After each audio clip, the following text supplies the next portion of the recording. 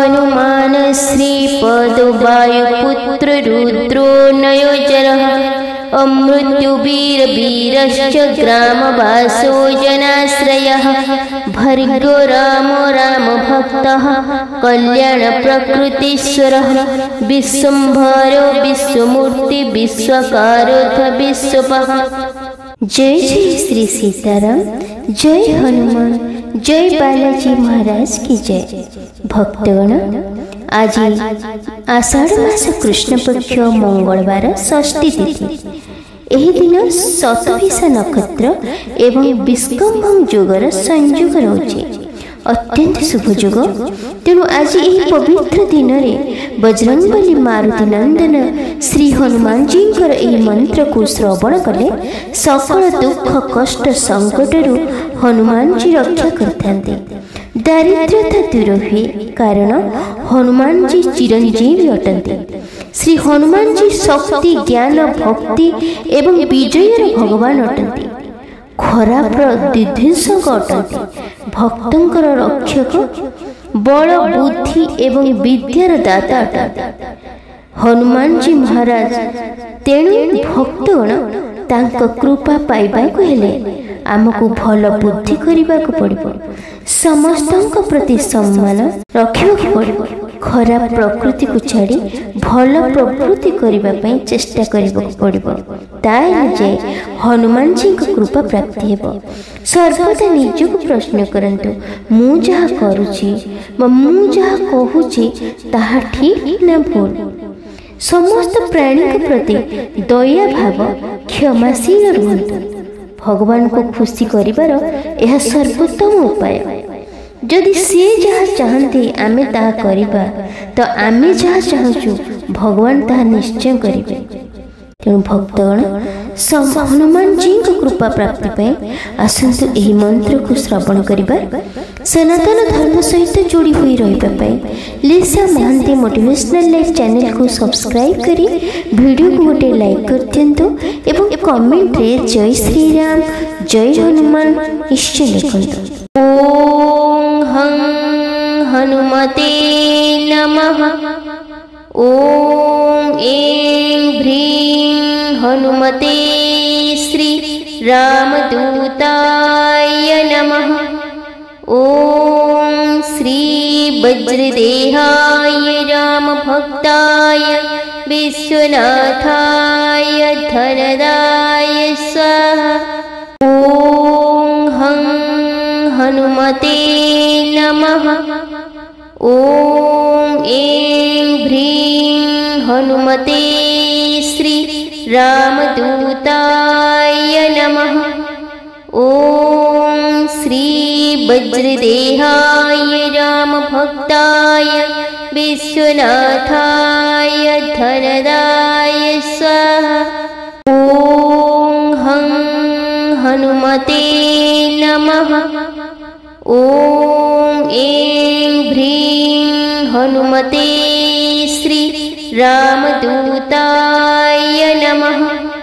ओम श्री वज्रदेहाय रामभक्ताय विश्वनाथाय धनदाय स्वाहा। ओम हं हनुमते नमः। ओम ऐं ह्रीं हनुमते श्री रामदूताय नमः। ओम श्री वज्रदेहाय रामभक्ताय विश्वनाथाय धनदाय स्वाहा। ओम हं हनुमते नमः। ओम ऐं ह्रीं हनुमते श्री रामदूताय नमः। ओम श्री वज्रदेहाय रामभक्ताय विश्वनाथाय धनदाय स्वाहा। ओम हं हनुमते नमः। ओम ऐं ह्रीं हनुमते श्री रामदूताय नमः। ओम श्री वज्रदेहाय रामभक्ताय विश्वनाथाय धनदाय स्वाहा। ॐ हं हनुमते नमः।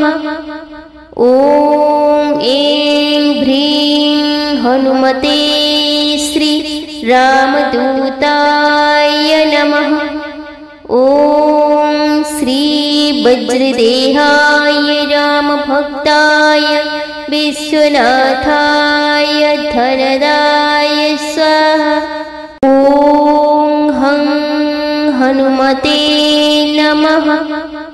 ॐ ऐं ह्रीं हनुमते श्री रामदूताय नमः। ॐ श्री वज्रदेहाय रामभक्ताय विश्वनाथाय धनदाय स्वाहा। ॐ हं हनुमते नमः। ॐ ऐं ह्रीं हनुमते श्री रामदूताय नमः। ॐ श्री वज्रदेहाय रामभक्ताय विश्वनाथाय धनदाय स्वाहा। ॐ हं हनुमते नमः। ॐ ऐं ह्रीं हनुमते श्री रामदूताय नमः। ॐ श्री वज्रदेहाय रामभक्ताय विश्वनाथाय धनदाय स्वाहा। ॐ हं हनुमते नमः। ॐ ऐं ह्रीं हनुमते श्री रामदूताय नमः। ॐ श्री वज्रदेहाय रामभक्ताय विश्वनाथाय धनदाय स्वाहा। ॐ हं हनुमते नमः। ॐ ऐं ह्रीं हनुमते श्री रामदूताय नमः।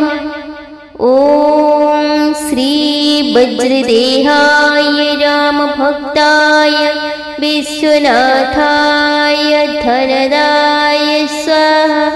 ॐ हं हनुमते नमः। ॐ ऐं ह्रीं हनुमते श्री रामदूताय नमः। ॐ श्री वज्रदेहाय रामभक्ताय विश्वनाथाय धनदाय स्वाहा। ॐ हं हनुमते नमः। ॐ ऐं ह्रीं हनुमते श्री रामदूताय नमः। ॐ श्री वज्रदेहाय रामभक्ताय विश्वनाथाय धनदाय स्वाहा। ॐ हं हनुमते नमः। ॐ ऐं ह्रीं हनुमते श्री रामदूताय नमः। ॐ श्री वज्रदेहाय रामभक्ताय विश्वनाथाय धनदाय स्वाहा। ॐ हं हनुमते नमः। ॐ ऐं ह्रीं हनुमते श्री रामदूताय नमः। ॐ श्री वज्रदेहाय रामभक्ताय विश्वनाथाय धनदाय स्वाहा। ॐ हं हनुमते नमः। ॐ ऐं ह्रीं हनुमते श्री रामदूताय नमः।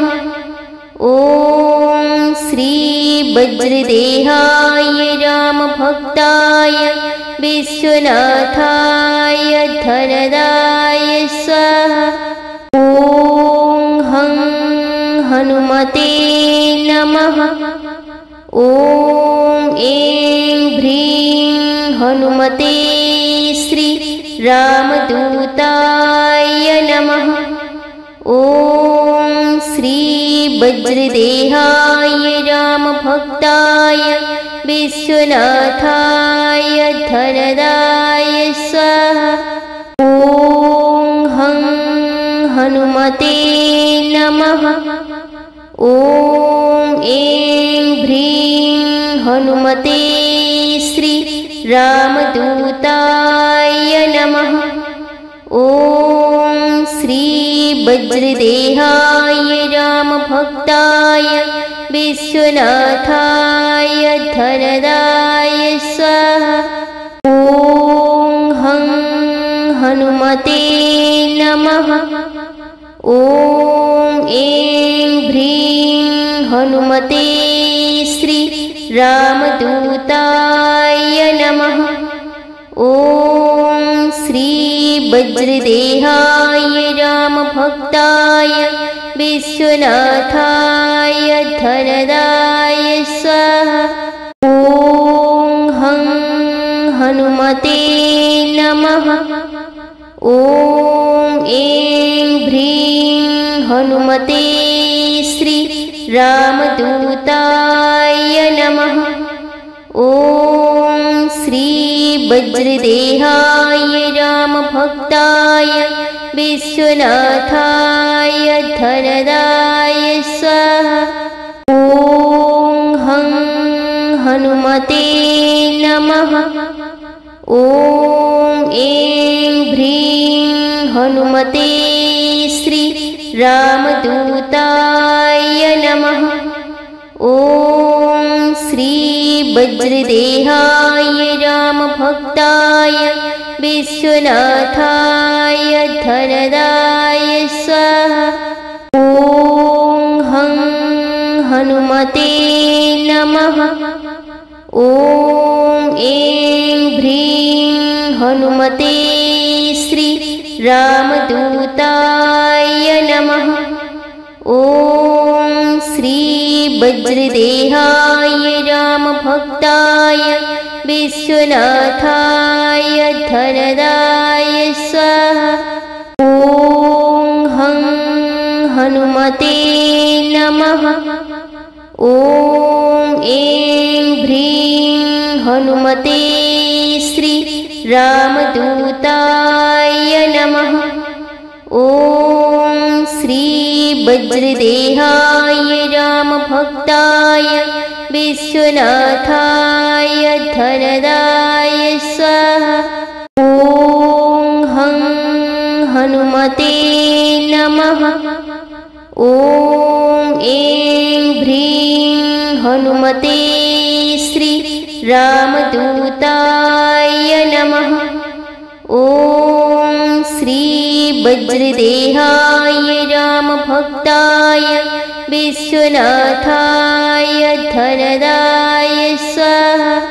ॐ हं हनुमते नमः।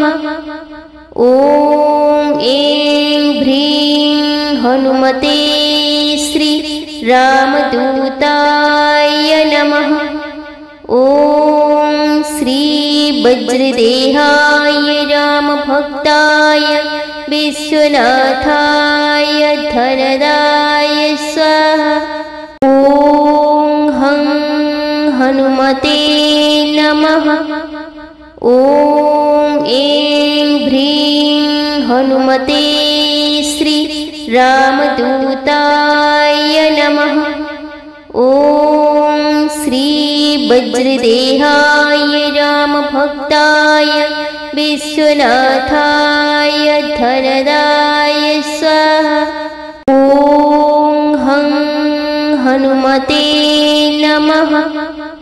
ॐ ऐं ह्रीं हनुमते श्री रामदूताय नमः। ॐ श्री वज्रदेहाय रामभक्ताय विश्वनाथाय धनदाय स्वाहा। ॐ हं हनुमते नमः। ॐ ऐं ह्रीं हनुमते श्री रामदूताय नमः। ॐ श्री वज्रदेहाय रामभक्ताय विश्वनाथाय धनदाय स्वाहा। ॐ हं हनुमते नमः। ॐ ऐं ह्रीं हनुमते श्री रामदूताय नमः। ॐ श्री वज्रदेहाय रामभक्ताय विश्वनाथाय धनदाय स्वाहा। ॐ हं हनुमते नमः। ॐ ऐं ह्रीं हनुमते श्री रामदूताय नमः। ॐ श्री वज्रदेहाय रामभक्ताय विश्वनाथाय धनदाय स्वाहा। ॐ हं हनुमते नमः। ॐ ऐं ह्रीं हनुमते श्री रामदूताय नमः। ॐ श्री वज्रदेहाय रामभक्ताय विश्वनाथाय धनदाय स्वाहा। ॐ हं हनुमते नमः। ॐ ऐं ह्रीं हनुमते श्री रामदूताय नमः। ॐ श्री वज्रदेहाय रामभक्ताय विश्वनाथाय धनदाय स्वाहा।